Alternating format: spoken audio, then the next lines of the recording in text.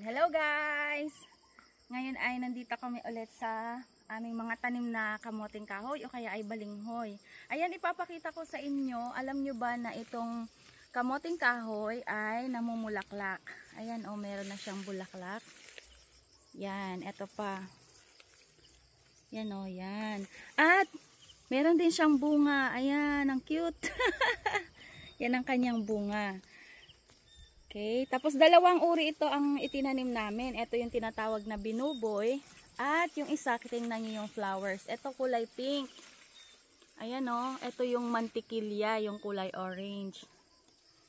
Yan, ang kanyang bulaklak. Napakaganda.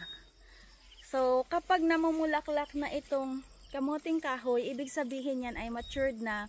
Meron na siyang laman. O kaya yung tawag sa amin ay unod.